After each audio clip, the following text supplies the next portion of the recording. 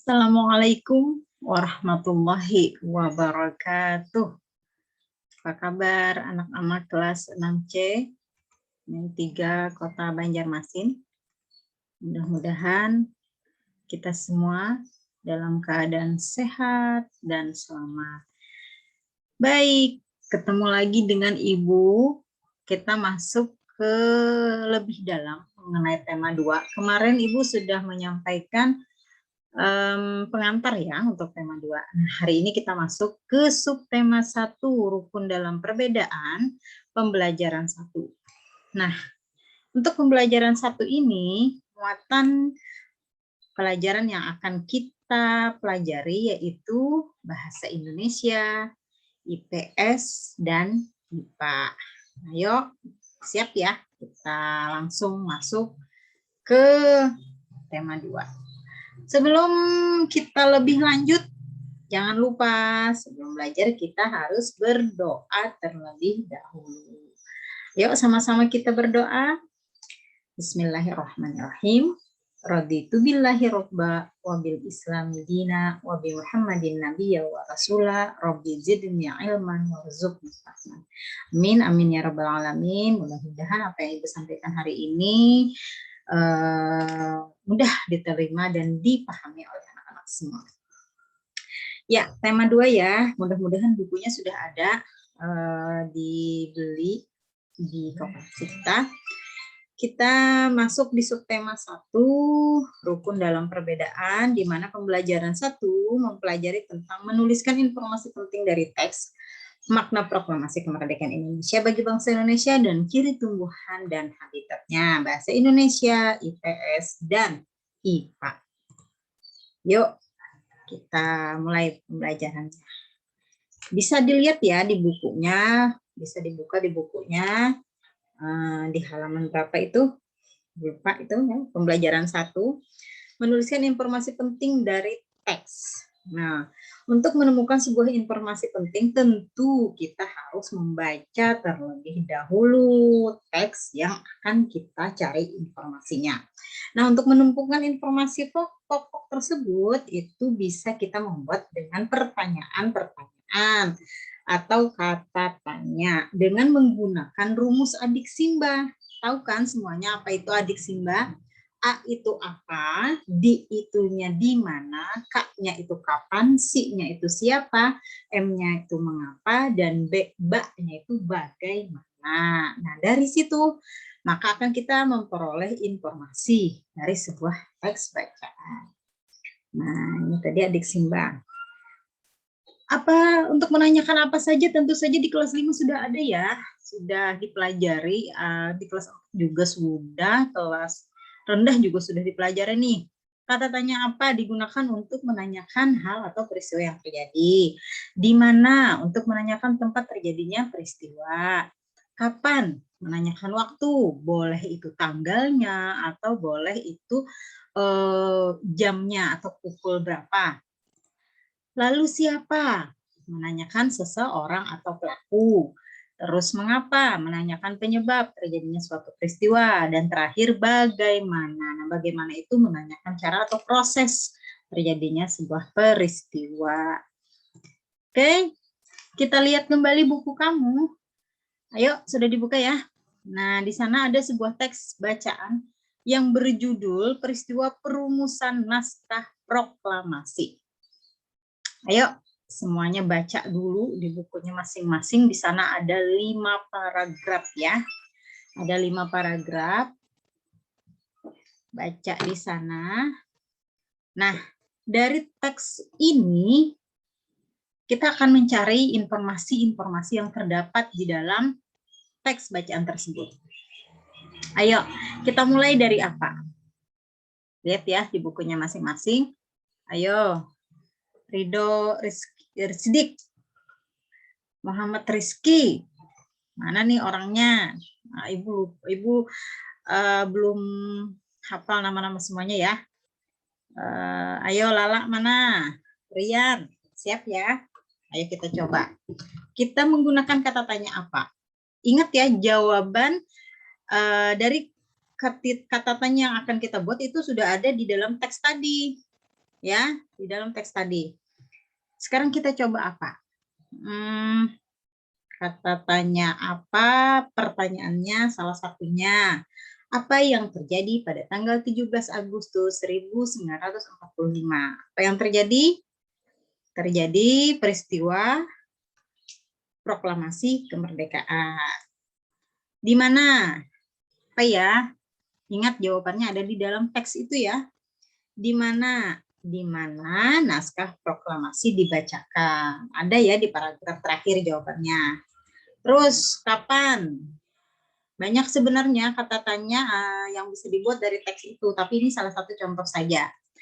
Kapan Sekutu menjatuhkan bom atom di kota Hiroshima? Itu awal adanya bangkitnya kita memproklamasikan negara kita ya, dari situ. Terus apa lagi? Siapa yang mengetik naskah proklamasi? Ini harus tahu ya sejarah proklamasi kita. Kita sekarang sudah menikmati, jadi kita harus tahu sejarah bagaimana kita bisa merdeka saat ini dari perjuangan-perjuangan orang-orang yang terdahulu. Oke, lanjut ya. Mengapa? Apa ya kata tanya dari mengapa? Kalimatnya adalah contohnya, mengapa golongan muda mengamankan Soekarno dan Hatta di Ranges Denglok?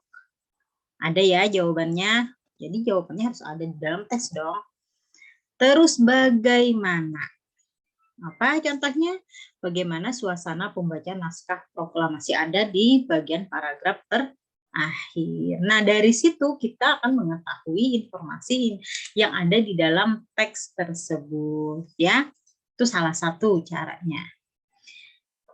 Oke, kita lanjut ke mata pelajaran muatan IPS. Nah, kita akan membahas mengenai makna proklamasi kemerdekaan Indonesia bagi bangsa Indonesia.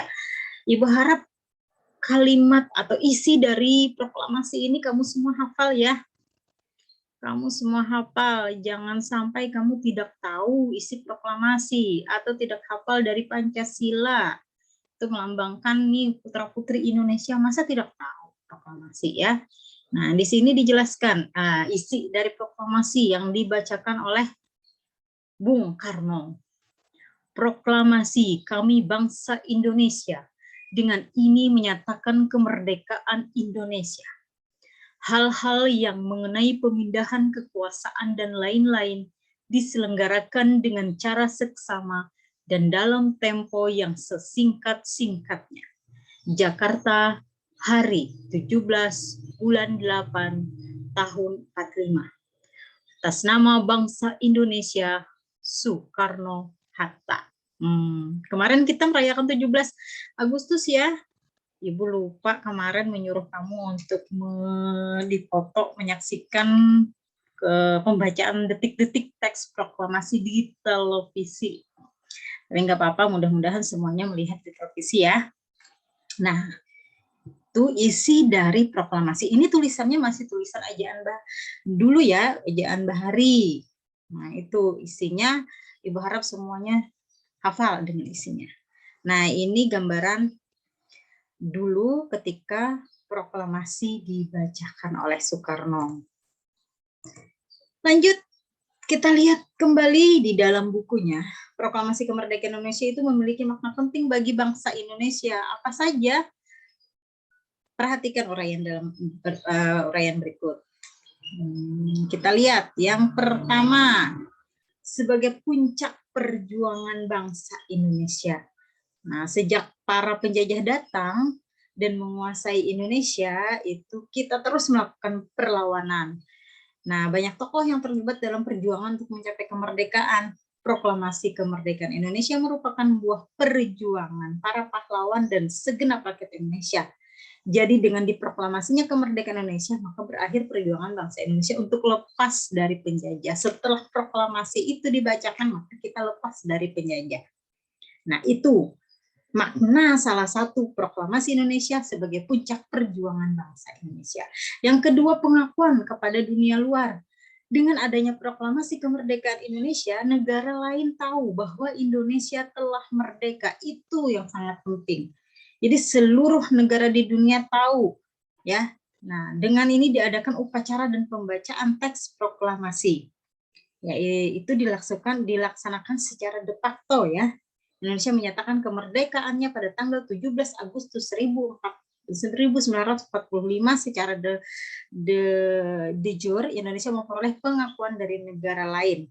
Jadi Mesir ya yang mengakui pada tanggal 22 Maret 1946.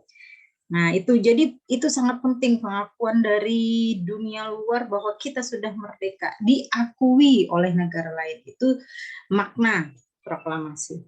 Yang ketiga, menaikkan martabat bangsa. Proklamasi kemerdekaan Indonesia menaikkan martabat bangsa tentu saja.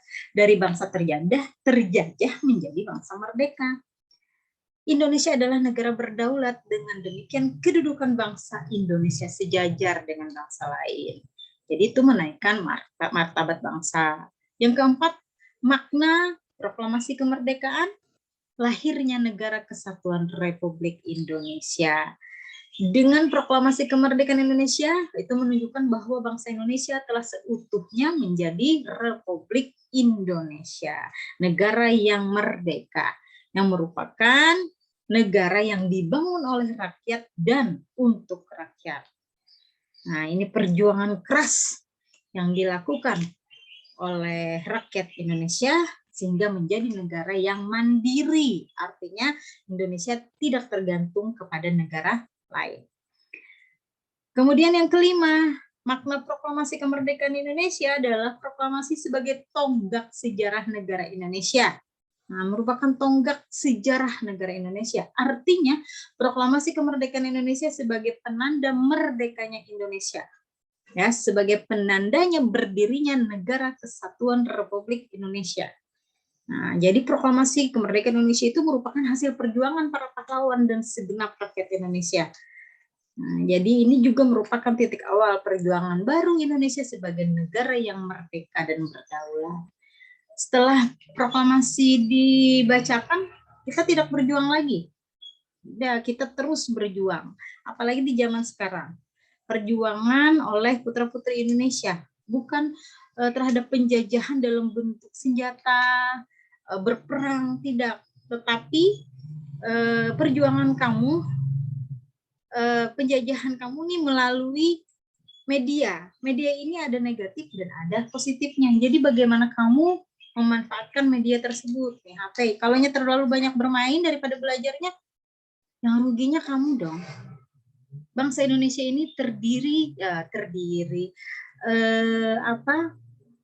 yang akan datang, kamu semua yang akan memimpin.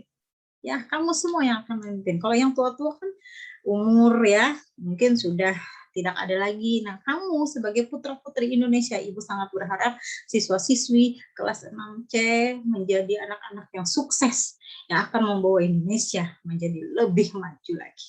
Amin. Iya, ya, semangat ya anak-anak ya. Belajar, gamenya dikurangi, apalagi kelas 6 nih untuk lulusan. Ya. Oke, kita lanjut. Untuk muatan pembelajaran IPA ada ciri tumbuhan dan habitatnya. Nah, di situ ada Pindai ya. Pindai link tersebut nih.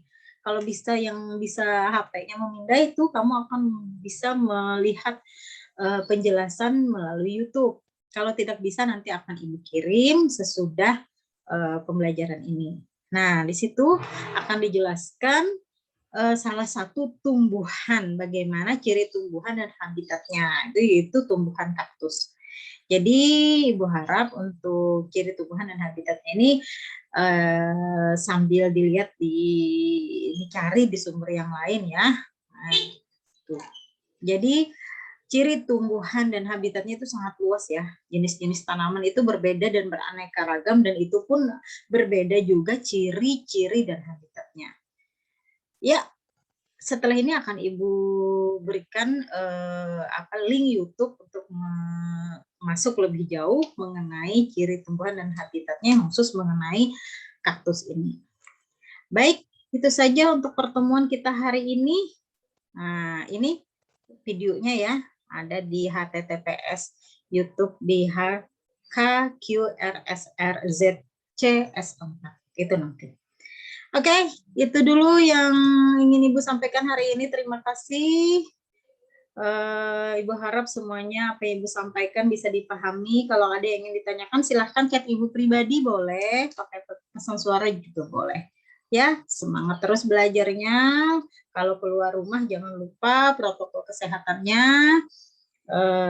Mudah-mudahan kita semua berada selalu disehatkan oleh Allah Subhanahu wa taala. Amin amin ya rabbal alamin. Kita akhiri dengan sama-sama mengucapkan hamdalah alhamdulillahirabbil alamin. Assalamualaikum warahmatullahi wabarakatuh. Assalamualaikum warahmatullahi wabarakatuh.